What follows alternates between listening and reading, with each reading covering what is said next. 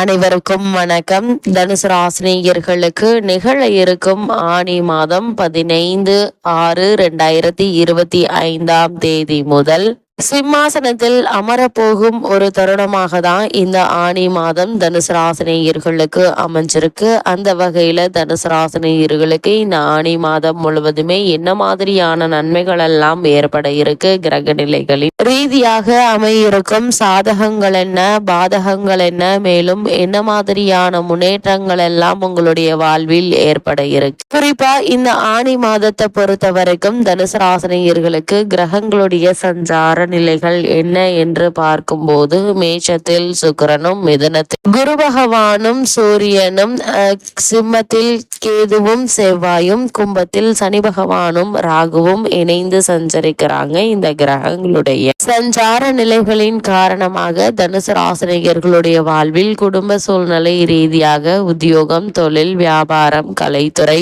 அரசியல் துறை, மாணவ மாணவிகள், விவசாய துறையினர், பெண்மணிகள் என அனைவருக்குமே என்ன மாதிரியான நன்மைகள் எல்லாம் ஏற்பட இருக்கு என்பது குறித்தான முழுமையான பதிவை தான் இந்த வீடியோல நம்ம விரிவா பார்க்க போகிறோம். அந்த வகையில தனுசு ராசினியர்களுக்கு இந்த ஆடி மாதம் முழுவதுமே கிரகங்களுடைய சஞ்சார நிலைகளின் காரணமாக குடும்ப சூழ்நிலை ரீதியாக மேலும் என்ன மாதிரியான முன்னேற்றங்கள் எல்லாம் உங்களுடைய வாழ்வில் ஏற்பட இருக்கு என்று பார்க்கும்போது உங்களுடைய ராசிநாதன் உங்களுடைய ராசிக்கு சப்தமஸ்தானத்தில் அமர்ந்து நேர் பார்வையாக ராசியை பார்ப்பது சிறப்பு வாய்ந்த ஒரு கிரக சஞ்சாரம் என்றுதான் சொல்ல வேண்டும். இதனால் ராசி சுபத்துவம் பெறுகிறது. உங்களுடைய ராசிக்கு 3ஆம் இடத்தில் சனி ராகு அமர்ந்திருப்பது என்பது மிகப்பெரிய பலம் என்றுதாங்க சொல்ல வேண்டும். இந்த காலகட்டத்தை பொறுத்த வரைக்கும் நினைத்த காரியங்கள் சாதகமாக கூடிய ஒரு காலமா அமைஞ்சிருக்குது. சரியான நோக்கமும் முயற்சியும் இருந்து செய்யும் காரியங்கள் நல்ல ஒரு பலனை தருங்க. பெரும்பாலான கிரகங்கள் சாதகமாக இருப்பதால் எதிர்காலம் குறித்த திட்டங்களை முழுமையாக செய்யுங்கள். சுபகாரிய முயற்சிகள் வெற்றியடையக்கூடிய ஒரு தருணமாக தான் இக்காலகட்டம் அமைஞ்சிருக்குது. அது மட்டும் இல்லாம தனுசு ராசினியர்களை பொறுத்த வரைக்கும் புதிய ஆற்றல் பிறக்குங்க, புதிய சிந்தனை பிறக்க இருக்கு. அதே போல பயன்படுத்தி கொள்வது மிக மிக நல்லது என்பதை கிரக நிலைகள் மீண்டும் மீண்டும் அறிவுறுத்துதுங்க. தனுசு ராசினியர்களை பொறுத்த வரைக்கும் எதிர்பாராத பல முன்னேற்றங்களை இந்த காலகட்டங்களை நீங்கள் தாராளமாக எதிர்பார்க்கலாம். அது மட்டும் இல்லாம இத்தருணங்கள்ல அனுகூல சத்ரு என்பது போல ராசிநாதன் கேந்திரத்தில் அமர்ந்து தோஷம் பெற்றிருக்கிறார். எனவே சில நேரங்கள்ல உங்களுடைய மோசமான கற்பனையான அனுமான எண்ணங்களை சிக்கல்களை ஏற்படுத்திவிடும். எதையும் விசாரிக்காமல் உடனடி முடிவுக்கு வர வேண்டாங்க. அஷ்டம செவ்வாய் எதையும் எடுத்தறிந்து பேச வைக்குங்க. நல்ல வண்டியை ஓட்ட தெரியாமல் ஓட்டி விபத்து ஏற்படுத்தி விடுவதை போல உங்களுடைய எண்ணங்களை சீராக செலுத்தாமல் கவனக்குறைவாக இருந்து நன்மையை குறைத்து கொள்ள வேண்டாங்க. அதனால் எந்த ஒரு செயலை செய்வதாக இருந்தாலும் பொறுமை, நிதானம் மிக மிக அவசியங்க. அதே போல இந்த காலகட்டங்கள்ல நிதானம் மிக மிக நல்லதுங்க. எடுத்தோம் கௌத்தோம் என்று எந்த காரியங்களிலும் ஈடுபடாமல் பொறுமையாகவும் நிதானமாகவும் இருப்பது மிக மிக நல்லது என்பதை கிரகநிலைகள் மீண்டும் மீண்டும் உங்களுக்கு அறிவுறுத்துது. அதே போல தனுசு ராசினியர்களை பொறுத்த வரைக்கும் மேலும் என்ன மாதிரியான முன்னேற்றங்கள் எல்லாம் உங்களுடைய வாழ்வில் ஏற்பட இருக்கு என்று பார்க்கும்போது இந்த ஆனி மாத கிரக நிலைகளை ஆராய்ந்து பார்க்கும்போது இக்காலகட்டத்தினுடைய தொடக்கத்தில் உங்கள் ராசிநாதன் செவ்வாய் சிம்மத்தில் சஞ்சரிக்கிறார். எனவே தொழில் ஸ்தானம் வலுவாக இருக்குதுங்க. அர்த்தாஷ்டம சனி மற்றும் அர்த்தாஷ்டம ராகுவை குரு பார்த்து புனிதப்படுத்துவதால் உடல் நலம் சீராக இருக்குதுங்க. உற்சாகத்தோடு பணிபுரிய இருக்கீங்க. திட்டமிட்ட காரியங்கள் திட்டமிட்டபடியே நடைபெறக்கூடிய ஒரு தருணமா தான் இக்காலகட்டம் அமைஞ்சிருக்குது. செல்வ நிலை உயருங்க. அது மட்டும் இல்லாம இத்தருணங்களை பொறுத்த வரைக்கும் தொழில் வியாபாரம் லாபத்தை கொடுக்குங்க. பார்க்கும் குருவை பலப்படுத்துவதன் மூலம் நற்பலன்களை நீங்கள் பெறக்கூடிய ஒரு மாதமா தான் இந்த ஆனி மாதம் அமைஞ்சிருக்குது என்பதால வியாழந்தோறும் குரு வழிபாட்டை மேற்கொள்வது மிக மிக நல்லது என்பதை கிரக நிலைகள் மீண்டும் மீண்டும் அறிவுறுத்துதுங்க. அது மட்டும் இல்லாம இடர்பாடுகள் அகலுங்க, நல்ல பலன்கள் இல்லம் தேடி வர வியாழந்தோறும் விரதம் இருந்து குரு கவசம் பாடுவது, குரு பகவானை வழிபடுவதும் நல்ல ஒரு முன்னேற்றத்தை ஏற்படுத்தும் விதமா அமைஞ்சிருக்குது. அது மட்டும் இல்லாம இந்த ஆணி மாதத்துல மேசராசியில் சஞ்சரித்து வந்த சுக்கிரன் ரிஷப ராசிக்கு பயிற்சி ஆகிறார். உங்களுடைய ராசிக்கு 6, 11 ஆகிய இடங்களுக்கு அதிபதியானவர் சுக்கிரன். ஆனால் உங்களுடைய ராசிநாதன் குருவிற்கு பகை கிரகமா விளங்குபவர் சுக்கிரன். அவர் பகை வீட்டில் சஞ்சரிப்பது அவ்வளவு நல்லதல்லங்க. எதிரிகளின் பலம் கூடுங்க, எதிர்பார்ப்புகள் நிறைவேறாமல் போகலாம், உதிரி வருமானங்கள் குறையுங்க, உள்ளத்தில் நினைத்ததை உடனடியாக செய்ய இயலாது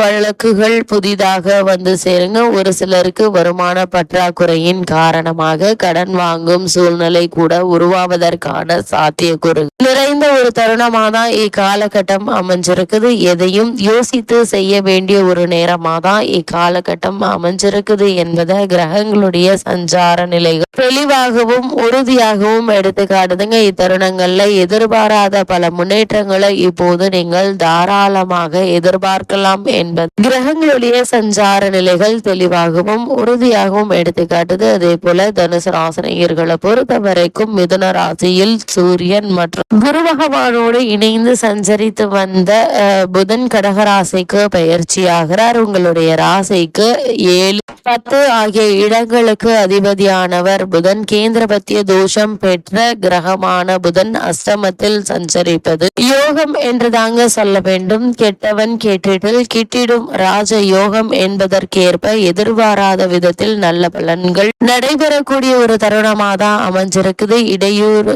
சக்திகள் அகல இருக்கு. கடை திறப்பு விழா, கட்டிட திறப்பு விழா போன்றவற்றில் கவனம் செலுத்துவீங்க. படித்து முடித்து வேலை இல்லாமல் இருக்கும் பிள்ளைகளுக்கு வேலைக்காக செய்த முயற்சிகள் கை கூட இருக்குதுங்க. மறைந்த புதனால் நிறைந்த தனலாபம் கிடைக்க இருக்கு. தொழிலில் பழைய கூட்டாளிகளை விலக்கிவிட்டு புதிய கூட்டாளிகளை சேர்த்து கொள்ள முன் வருவீங்க. பெற்றோர்களுடைய உடல் நலன்ல கவனமாக இருப்பது நல்லது. சிறு உடல் உபாதை என்றாலும் கூட உடனே மருத்துவரிடம் அணுகி அதற்கான சிகிச்சை பெறுவது அவசியங்க. அதே போல் தனுசு ராசினியர்களை பொறுத்த வரைக்கும் செவ்வாய் மற்றும் சனி பகவானுடைய பார்வை ஏற்படுகிறது. இந்த மாதம் முழுவதுமே கும்பராசியில் சஞ்சரிக்கும் சனியை சிம்மராசியில் சஞ்சரிக்கும் செவ்வாய் பார்க்கிறார். உங்களுடைய ராசிக்கு யோகம் செய்யும் கிரகமான சனியை செவ்வாய் பார்ப்பது என்பது அவ்வளவு நல்லதல்லங்க. விரயங்கள் அதிகரிக்கும், வீடு மாற்றங்களும் இடமாற்றங்களும் வந்து சேருங்க. உறவினர் பகை உண்டு, பிறரை நம்பி ஒப்படைத்த பொறுப்புகள் நடைபெறாமல் போகலாங்க. கடன் அதிகம் வாங்கும் சூழ்நிலை உருவாகும். உங்களுடைய உடல் நலத்துல திடீர் பாதிப்புகள் ஏற்பட்டு மருத்துவ செலவுகள் ஏற்படுவதற்கான வாய்ப்புகள் இருக்கு. அதனால் சிறு உடல் உபாதை என்றாலும் கூட உடனே மருத்துவரிடம் அணுகி அதற்கான சிகிச்சை பெற்றுக் கொள்வது, தேவையில்லாத வீண் விரைய மருத்துவ செலவுகள் ஏற்படாமல் இருக்க உங்களுக்கு உதவிகரமாக இருக்குங்க. வாங்கிய சொத்துக்களில் விலங்குகளும் பத்திரப்பதிவில் தடைகளும் உருவாகும். அதிக கவனம் மிக மிக நல்லது. அதே போல இந்த காலகட்டங்கள்ல சனி பகவான் வக்ரம் பெறுகிறாரு. கும்பராசியில் சஞ்சரிக்கும் சனி வக்ரம் பெறுகிறாருங்க. உங்களுடைய ராசிக்கு 2, 3 ஆகிய இடங்களுக்கு அதிபதியானவர் சனி, சகாயஸ்தான அதிபதி. சனி வக்ரம் பெறுவது அவ்வளவு நல்லதல்லங்க. கொடுத்த வாக்கை காப்பாற்ற இயலாது. கொள்கை பிடிப்போடு செயல்படுங்க. அது மட்டும் இல்லாம இந்த காலகட்டத்தை பொறுத்த வரைக்கும் பண பிரச்சனை அதிகரிக்கும். வழக்குகளும் வாய்தாக்களும் வந்து கொண்டே இருக்குங்க. அரசியல் களத்தில் உள்ளவர்களுக்கு திடீரென பொறுப்புகள் மாற்றப்படலாம். எதையும் திட்டமிட்டு செய்ய இயலாது. திடீரென விரயங்கள் வந்து ஆட்கொள்ளுங்க. அதனால் அதிக கவனத்தோடும் எச்சரிக்கையோடும் இருப்பது அவசியங்க. தனுசு ராசினியர்களை பொறுத்த வரைக்கும் பொது வாழ்வில் உள்ளவர்களுக்கு பொறுப்புகள்ல மாற்றம் ஏற்பட இருக்கு. வியாபாரம் தொழில் செய்பவர்களுக்கு வாடிக்கையாளர்களுடைய எண்ணிக்கை அதிகரிக்குங்க. அதே போல் உத்தியோகத்தில் உள்ளவர்களுக்கு சக பணியாளர்களால் பிரச்சனைகள் ஏற்பட இருக்கு. கலைஞர்களுக்கு பாராட்டு கிடைக்குங்க. மாணவ மாணவியருக்கு படிப்பில் அக்கறை கூட இருக்கு. பெண்மணிகளுக்கு நல்ல சந்தர்ப்பங்கள் நாடி வருங்க. வருமான பற்றாக்குறையும் அகல இருக்கு. இக்காலகட்டம் முழுவதுமே குரு தட்சிணாமூர்த்தி வழிபாடு குதூகலம் வழங்கும் வழிபாடாக அமைய இருக்கு என்பதை கிரகங்களுடைய சஞ்சார நிலைகள் தெளிவாகவும் உறுதியாகவும் எடுத்து காட்டுது.